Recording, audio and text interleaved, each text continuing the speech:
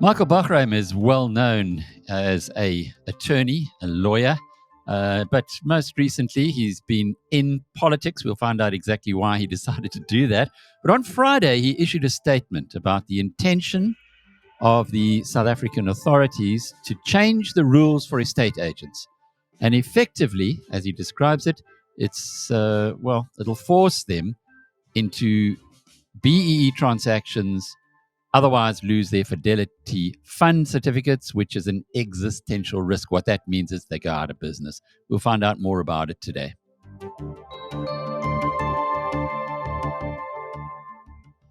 Michael, we've been picking up on this story with Piet Leroux from Sakelege, and it's interesting to see that you're the first political party that's come out and said anything about it. But before we go there, and you will be able to unpack for us, being a lawyer, exactly what all of this means, what brought you into politics? Okay, I was brought in fact, later on in life. I'd been practicing labor law now for almost 45 years, long before the new dispensation. And part of the practice of labor law, I got involved with trade unions and the trade union movement, and in particular, the involvement in the trade unions I strongly believe this, were involved in the bringing of the end to the apartheid regime. And I was very proud of COSATU, and I was very happy with them. I represented a lot of trade unions in those early days. And I was approached by the Democratic Alliance, in particular Helen Zille at the time, to come in and say, well, what about coming in to politics, representing the labor voice within the Democratic Alliance? She said something that was quite rude. I'm not sure if I can say that, but what she said, what about coming into the tent and pissing out instead of standing outside the tent and pissing in? I quite enjoyed that at the time, and I obviously at the time also was a member of the Democratic Alliance. I believe in their policies. I was very happy. I helped write some of the labor policies, and I was invited. It's now 10 years I've been in Parliament, and most of the time I've been their Deputy Shadow Minister of Labour, and now Shadow Minister after the retirement of Dr. Cardo, and I've enjoyed it, absolutely loved it in the Portfolio Committee. In fact, to the extent that I've spent a lot of time training some of my colleagues from other political parties in the labor law, not the politics, just the labor law itself. We've got some very good labor laws in this country. You might recall right in the beginning when President Mandela came in, he said we need labor laws that everyone will understand. And in fact, it's very simple, the labor laws. People look at it as a complicated area of law, but it's not. It's not like income tax law or all that heady stuff. This is for simple people like me.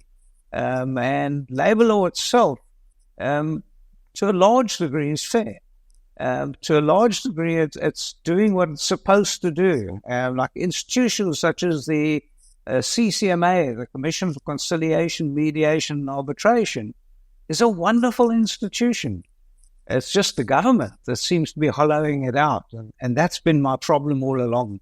The governing party, the ANC, seems to have taken what is good law and bastardized it. And we're seeing this all the time. We're seeing it right now with the property practitioners situation that they've been placed into, that the government somehow wants to destroy business. And I'm not sure why. I don't understand it, other than it probably looks good right now for the elections coming up. It looks like they're doing something, when in fact they're doing nothing but negative. So my days in politics and in the labor portfolio have been good for me. I've been happy. I haven't been all that successful, I must admit, because somehow people just vote me down, probably because where I'm sitting. But at the end of the day, I've made little incremental moves. And when I saw this now, that the property practitioners actually got a fright, because both you and I know that the majority of property practitioners are mom and pop shops.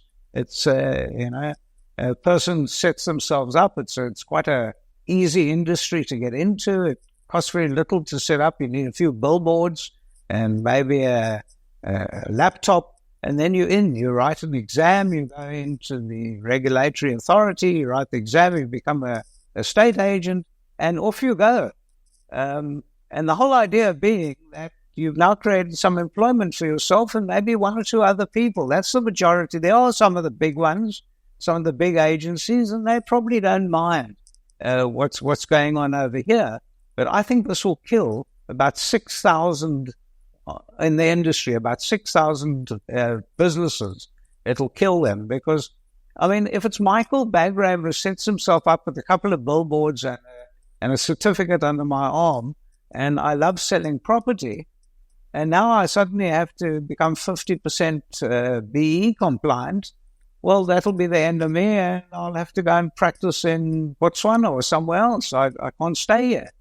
I don't know. That's maybe part of the reason is because I represent a lot of estate agents as well. And they've all looked at me and said, but this is absolutely crazy. I mean, I employed 2 people. Most of them are saying. One of them a receptionist, tea lady, office administrator. Another one is another estate agent to help me. Yeah. Something that occurred to me the other day, or I was told about, is that with most small businesses, you have a revenue of 10 million rand as your threshold before you lose your BE certificate. Is it the same in the estate agency? Because a guy was saying to me that no, in our industry, it's already only 2.5 million rand, and then you lose your BE. What's it? Micro industry, micro enterprise. Yeah, SMME. Yeah, that's true. But it looks like we're moving beyond the turnover. And that's going to be the problem. It looks like this is pernicious. This is not describing that at all. It hasn't, first of all, let's just be clear. It hasn't become law yet. It's a proposal. It hasn't come into power as yet. Sorry, but let's just go back if you don't mind. If you don't mind, just go back a little. So in other words, for all other industries in the country, once you go beyond 10 million rand turnover, then you lose your micro enterprise BE certificate. But with estate agents, that kicks in at 2.5 million rand. Is that correct? We think so, in terms of the future. Now, yes, that's correct at the moment. But I don't know if they're going to. Sorry, now you're taking it. Sorry, you're taking it further now. So it's already been discriminated against, if that is correct. And you've said it is. Yeah. So now it goes one step further, where if you don't have 51% black ownership in your company, which might be a mom and pop shop of 3 people, you will lose your Fidelity Fund certificate, which means what? Which means you can't trade unless you want to do it illegally. But you can't do it. It's illegal. And these are people who are not going to go and do something that's illegal for a whole lot of reasons, but you don't want to do something that's criminal. And you can't trade without your certificate. And your certificate is your lifeblood. It's the bottom line. It's the business itself. So, I mean, I can't trade as an attorney, for instance, or practice as an attorney without being registered with the authorities. And I don't want to do anything illegal, and I'm sure no one else wants to do anything illegal. We're trying to have a society that's run properly. And what you're really doing over here as a government is you're actually just trying to outlaw an industry. You want to just destroy it. It makes no sense. I can't find anyone to tell me what the sense is of this. The whole idea of this industry, and they were hoping that it would become easier for people to get into, is that you would train people who were previously disadvantaged, called it black, colored, Indian, train people to become entrepreneurs. And it's well known. Estate agents are entrepreneurs. They're small entrepreneurs. They don't earn enormous money, most of them, especially the smaller ones. But it means that they become their own boss. It means it's creating employment. And it's good for the whole industry. The whole property industry is good for that. So I don't know what the government's thinking is, other than what I said before is they somehow want to look like they're doing something so that it's good for votes. In other words, you're telling everyone out there that we're now going to take this industry and we're going to create more jobs for black people. But that doesn't make any sense at all, because all you're doing is you're closing down the businesses. So there is not even training. You can't train someone if you don't exist, if the business isn't there. So Dr. Anthea Jeffrey, is wrong. Dr. Anthea Jeffrey of the IRR has laid out very clearly that this is part of the, not this in particular, but that there is a national democratic revolution master plan that is being followed by the ANC. I guess what I'd love to get your insights on, and I know you can't speak for the party, but you're in a political party where you are allowed to have your own mind. But it is the perception amongst the society is the DA is hedging its bets. It's hoping to get into government with the ANC.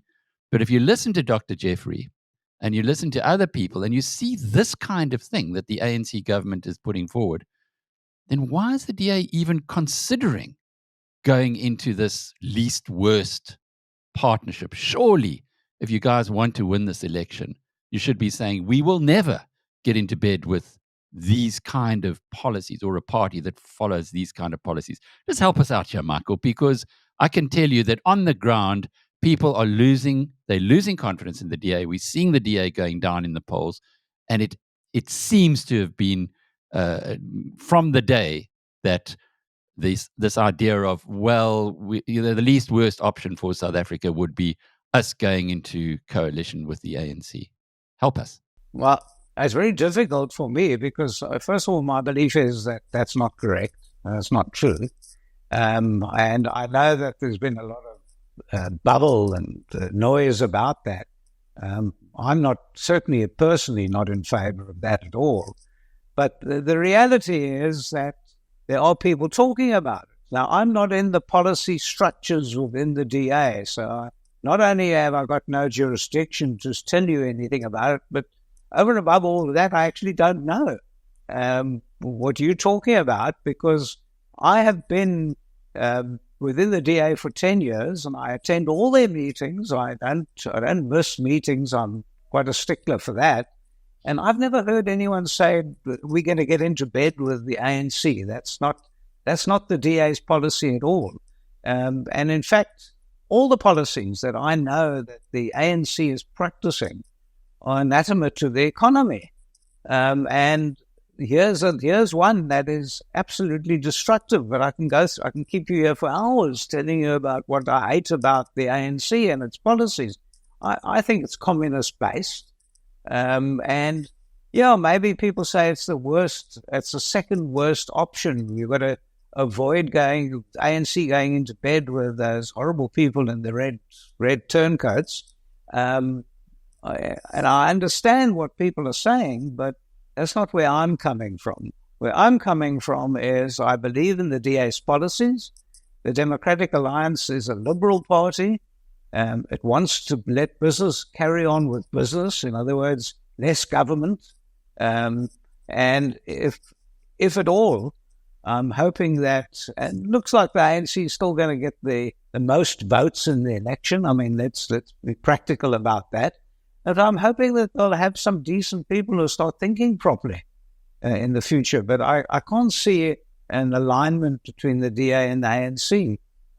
But who knows? The leadership might, after the election, might have to do some serious thinking, because that amalgamation of EFF ANC is dreadful for me. I mean, I intend to live in this country. I intend to stay here. I've got grandchildren in this country, and I'm hoping we don't throw it into the dustbin of history, because I think an EFF-ANC alignment will throw us into the dustbin of history. And if we can avoid it, well, I leave it to people who are cleverer than me to think that one through. Maybe you've got better answers than I've got, but at the moment I can't even contemplate that. There was someone who said it's too ghastly to contemplate. You might recall that phrase. And for me, that's ghastly. But what is more ghastly is that ANC-EFF partnership. which put shivers up my spine, because I've worked my whole life over here. I've got my own little house. I wouldn't like anyone to take that away. And quite frankly, at the moment, I'm feeling very uneasy as to where we're going in politics. As are many South Africans. But we have a constitution, and the concern, I guess, that you should be seeing in the DA is that the voters are saying, well, the DA is not really an alternative to the ANC because they are hedging their bets and they might get into bed with them. Whereas previously, you were seen as an alternative. Herman Mashaba has said, I will never get into coalition with the ANC. The DA is saying, well, we might save the country by doing it. Perhaps the Constitution will save the country, not some kind of a coalition with the ANC. But anyway, you said you're not in the policy committee. I would just love to know whether this is something that's even been considered, because if you're going down in the polls at the rate that the DA is going down, whereas you should have been full of self-confidence, you should have been going into an election where you said, these guys on the other side are hopeless, and we see what they're doing. They're shooting themselves in the foot again now with estate agents. If there's any estate agent who votes for the ANC, they've got to be nuts after this latest attempt. You would think that you're the guys who should be having the momentum, but the polls are telling us it's the opposite. Well, I don't think it's fair, and I don't think it's right, and people need to have a look. And the real answer is not Mashaba, not any of the smaller parties. The real answer is vote for a party that actually is an alternative. And we've proved that we are the alternative. Have a look what's going on in the Western Province. I mean, we're down to 20%. It's actually less. It's 19% unemployment. In other words, our policies are actually working. In terms of where you can never say never, in terms of where the DA is going in the future, I haven't got a crystal ball, but I can categorically tell you, I've sat in meetings for the last 10 years on a daily basis with the DA, and no one has ever said we're getting into bed with the ANC. It's never been said to me. Whether someone said it in a smoke-filled room somewhere and it came out, I don't know who said that. I certainly have never heard John, who's the leader, say that. He's never ever come forward and said that he wants to get into bed with the ANC, even in the worst case scenario situation. So he happens to be my leader. I have faith in him. And where I'm sitting right now, I think I'm horrified to hear what you're saying, that people believe we're going to get into bed with ANC. I'm absolutely horrified to hear that. That makes me shout out and say, no, that's not the case. So you're right. Maybe it's time. Maybe it's time for the DA. Maybe it's time for the DA to actually come out and do that and shout out and say, we will never get into bed with these guys, even if they're going to try and destroy the country. Because it's this like, anyway, that's the view, that's the feeling on the street. And you look forward to even consider that the DA might have lost the Western Cape, its majority in the Western Cape, would seem totally irrational. But it's a very, very real issue now, given this belief amongst voters that, they're going to go into, they want to govern, so they're going to go into partnership with the ANC. Heaven help us if that were to become a reality after the election for the majority of voters. And they're telling us this. You can see it in the polls, Michael, but I'm sure there are people somewhere in some organization within the official opposition who's saying, hang on, guys, how come we're losing momentum? How come the polls are showing that we're falling? Is this acceptable? Perhaps not. But getting back to the purpose of this conversation, is the idea of the estate agents having to have a fertility certificate based on racial grounds constitutionally sound?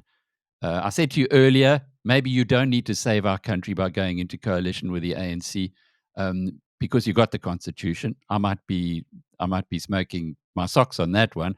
But is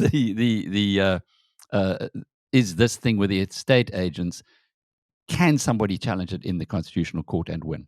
Yes, and in fact they will. They will challenge it. If the ANC is actually going to go ahead with this, I think, quite frankly, this might just be a lot of smoke and mirrors with the ANC itself, because they're desperate. Their figures are falling fast very fast.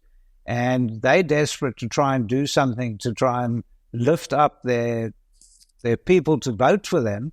And they're sending this message out. I think it's a false message to the black populace of South Africa to say, look what we're doing here. We're trying this. They're doing it with actors as well, by the way. I don't know if you've seen them, but doing the same thing with the actors in South Africa, the people who act in movies and voiceovers and that sort of thing.